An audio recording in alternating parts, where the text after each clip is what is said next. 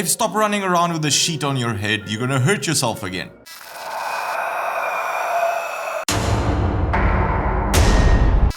Well, hello there. Welcome to the Hallows Eve episode. You're here to get some motor news, aren't you? My, psychic powers are evolving.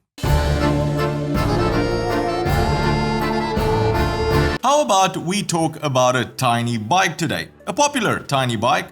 Depending where you live, you might know it as the Grom or as the MSX125. A little, tiny, fun toy bike. Honda says they've made it better for 2021. But have they?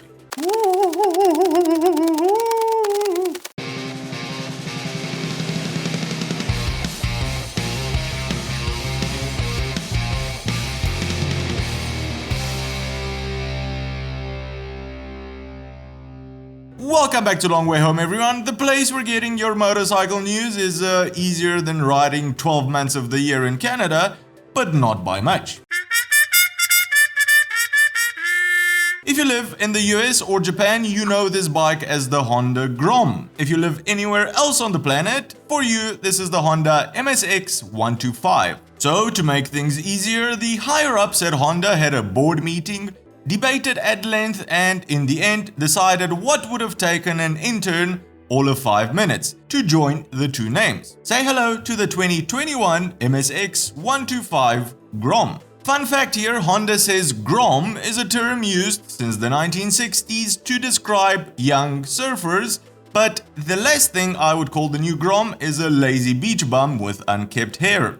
It's young, full of fun and sparkle. Since production began in 2013, the Grom has been a cultural sensation and a massive hit for Honda. And while sales figures of more than 750,000 units are nothing compared to what Honda's Cub series has achieved to date, there are many motorcycle manufacturers that would do anything to get close to those numbers. Entering its third generation of updates, and because this bike is meant to be pure fun and just that, Honda has decided to play with the bodywork a little. The side panels are removable on both sides. They bolt on with just 6 fasteners for quick release, and while Honda says this is for customization opportunities, with all the crazy stuff people do on this bike, it's now easier than ever to replace the panels after you crack them doing some hold my beer shenanigans in front of your friends. And sticking with the idea of customization, the muffler is now bolted to the exhaust pipe, which means it acts like a standard slip-on. To complete its fun, distinctive look, the Grom gets gold forks and brake calipers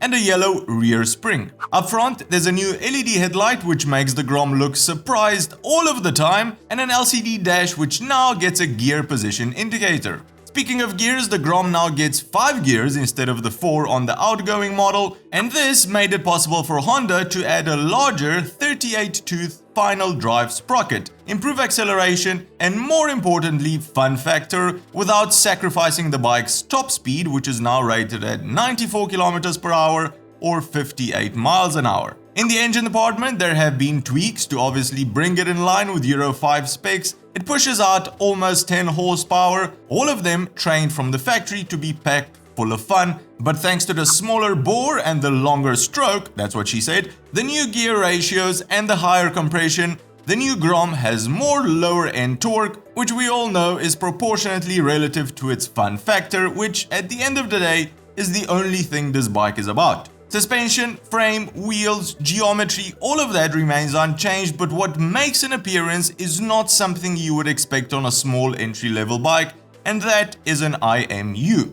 Usually the heart of everything that is lean sensitive, traction control, wheelie control, and anything else where the bike needs to know what it's doing in 3 dimensions, it seems that ABS is the only feature Honda is using it for.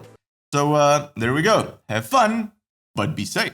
Available in 3 distinct colors, a Honda red, a Batman black, and a confused grey with neon accents, the new Grom will be available in Europe sometime by the end of the year before the Euro 5 deadline is up, and in the US in March of next year. Pricing shouldn't change a lot if it does at all, so expect it to hover around $3,500 US. Quite a bit of fun factor packed in for that price. What's your take on the new Grom updates? Do you own one? And if you do, what crazy stuff do you do on it? Let us know in the comments below. Well, that's the show for today, everyone. If you've enjoyed it, give it a big thumbs up. And if you think you've learned something new, consider subscribing or becoming one of our patrons to help us make more of these shows.